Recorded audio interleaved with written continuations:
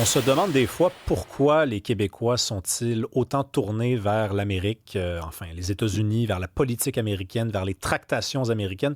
Moi, j'ai une hypothèse pour vous, c'est parce que c'est tripant. On arrête. Il y a toujours des nouvelles aventures, des nouveaux développements. Le dernier en liste, ben, ça concerne Elon Musk qui menace, hein, c'était l'expression utilisée dans beaucoup de médias aujourd'hui, menace, propose de créer un troisième parti politique, l'appeler de la façon suivante, The America Party. J'ai voulu en discuter avec quelqu'un qui connaît bien les États-Unis, quelqu'un qui a été même délégué du Québec à New York, John Parizella. Bonjour, Monsieur Parizella. Bonjour Rémi, vous allez bien? Ça va très bien, merci. Vous, est-ce que vous croyez à ça, un troisième parti? On rappelle quand même qu'aux États-Unis, c'est le bipartisme, c'est les Oui. républicains, c'est les démocrates depuis quoi, une éternité? Oui, puis avant eux, il y avait des noms à d'autres, c'était essentiellement les deux grandes mouvances, puis il y avait d'autres noms. Ça a toujours été pas mal le bipartisme. Il existe quand même plusieurs autres partis aux États-Unis qui sont enregistrés, qui sont avec des candidats sur les bulletins. Donc, rien de très nouveau. Comme ça, Musk peut établir des America Party, puis ça ne changera pas grand-chose. Qu'est-ce qui va changer? C'est effectivement peut-être trois choses. Le contenu, est-ce qu'il y a un contenu qui rassemble la population? Deuxièmement, l'argent. Ce côté-là, je pense que Ça va monsieur être correct. Musk a quand même une situation enviable. Et le troisième, c'est d'avoir des candidatures qui vont se relier à cette formation-là pour essentiellement contester les deux grands partis. Les deux grands partis sont bien établis dans tous les États, dans tous les comtés. Donc, c'est vraiment quelque chose que c'est du Musk sur Twitter qui s'affirme ou qui s'affiche, mais c'est loin d'être une réalité. Par contre, il ne faut pas négliger le fait qu'il pourrait décider de cibler des comtés où les républicains sont vulnérables sans nécessairement être dans tous les comtés et à ce moment-là, empêcher les républicains de garder le contrôle de la Chambre et ce serait ça qui serait son objectif pour essentiellement gagner sa lutte Ouais. contre le Big Beautiful Bill, comme on l'appelle maintenant, ou qu'on l'appelle depuis quelque temps, et de se reprendre essentiellement contre M. Trump.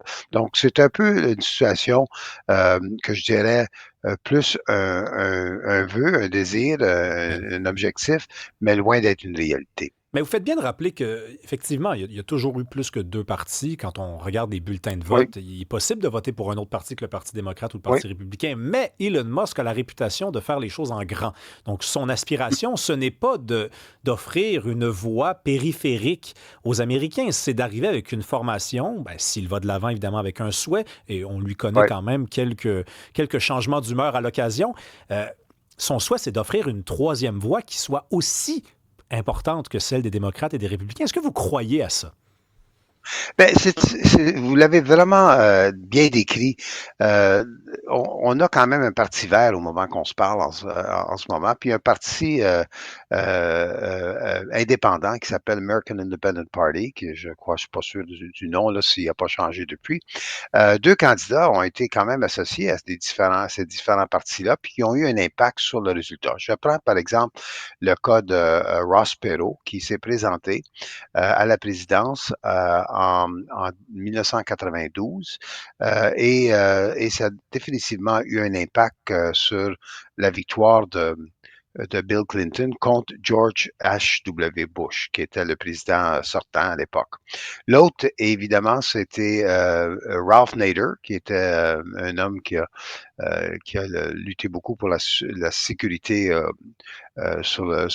au volant pour les différentes autos, D'accord. la question. Et lui, il s'est présenté pour le Parti vert.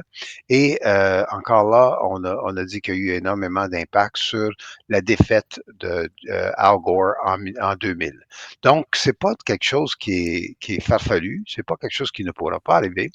C'est juste que quand j'ai répondu à votre première question, je pensais plus en termes est-ce qu'il peut y avoir un troisième parti qui Oui, va oui, bien sûr. vraiment atteindre essentiellement un statut qu'on on va se dire quel des trois partis va gagner. Non, ça va être encore probablement, sans aucun, ben, je dirais pas probablement, sans aucun doute, les deux grands partis qui vont être dans la course en 2026 pour les mi-termes et en 2028 pour la générale. Par contre, il peut y avoir un troisième parti, effectivement, qui peut Ouais. avoir un impact sur le résultat. Et dans les élections mi-termes, c'est là, je pense que Musk a comme objectif, c'est de faire perdre la majorité que les républicains ont au Congrès, particulièrement à la Chambre des représentants.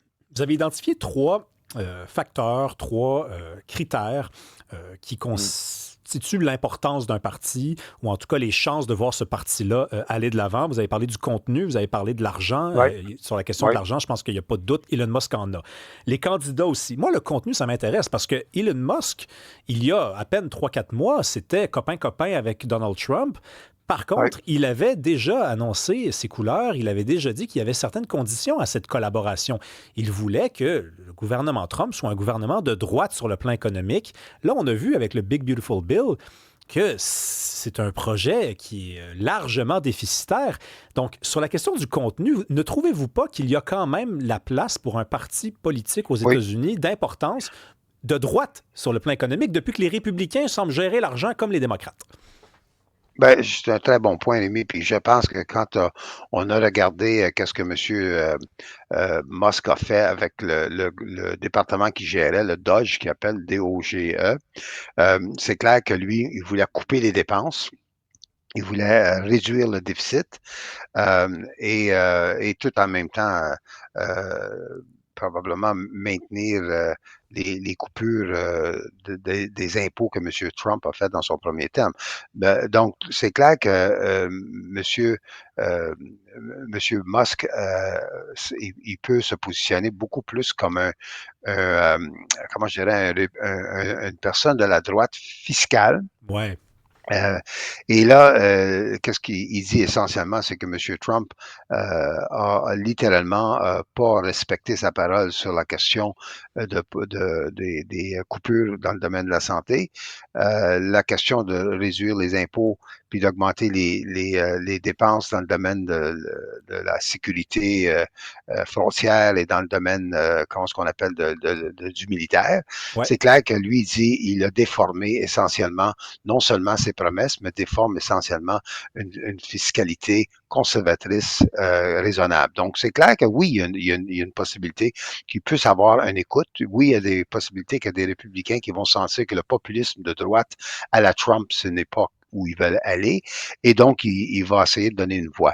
La seule affaire, c'est que moi, je suis un peu sceptique en ce qui concerne Elon Musk, parce que Musk, il était dans ses grands mamours avec Trump, a contribué plusieurs, une couple de centaines de millions à sa campagne, mais sa performance en charge de l'organisme qui devait faire des coupures a créé énormément de préoccupation, puis même de résistance, au point que Monsieur Musk était très impopulaire et son impopularité a commencé à déteindre sur Trump, au point que Trump, au bout de la ligne, il est mieux de s'en débarrasser que de le garder près de lui parce que Ouais. la popularité de M. Musk est vraiment pas bonne.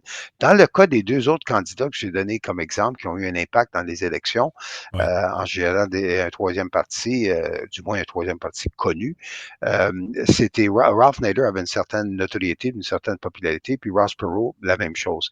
Il n'est pas le cas en ce moment. M. Musk a un problème essentiellement de popularité. Mais cela étant, Mais il il divise, reste c'est-à-dire quand qu'il y a des même gens que, qui, oui, qui le détestent comme il y a des gens qui l'adulent. Mais des gens qui ont une opinion modérée, et oui, ça constitue la majeure partie d'une population, ça, les gens qui oui. sont, ouais, tu sais, qui haussent des épaules comme ça, il n'y en a pas beaucoup là, en ce qui concerne Elon Musk.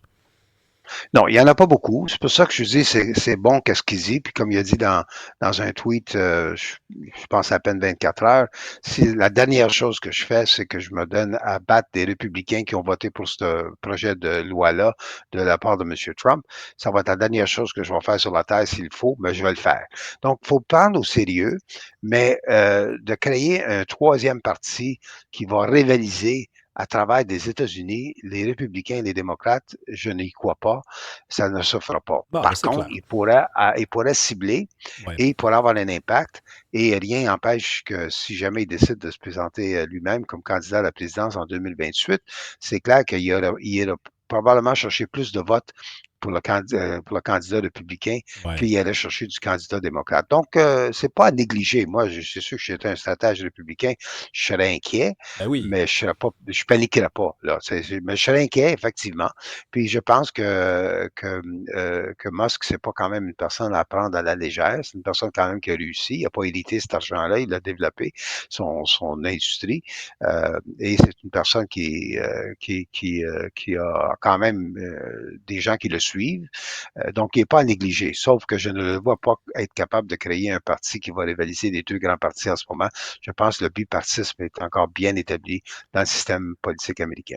Bonjour, Monsieur Parizella. Justement, une petite mise à jour. Là. C'était lundi là, que le fameux tweet de Elon disait si Oui, ce bill avec une dépense folle passe, ben dès le lendemain, je formerai le parti America. Là, c'est ce qu'il disait. oui. Bon, il voulait sortir là, l'Amérique du bipartisme, mais bon, j'ai vérifié. Puis depuis que le bill est passé cet après-midi, on n'a eu aucun tweet de Monsieur Musk à ce sujet. Donc, ça reste à voir si dans les prochaines 24 heures, ça va bouger ou si c'était une fausse promesse pour faire bouger peut-être les républicains là, de son côté en leur faisant peur, dans le fond. Là. Ben oui, je l'ai dit tantôt, c'est quelqu'un dont les humeurs sont vagabondes, ça Oui. se transforme, ça évolue, ça se développe. Merci beaucoup, M. Parizella. Toujours un plaisir de vous parler. La sagesse est au rendez-vous. Merci beaucoup. Au revoir. Bonne soirée.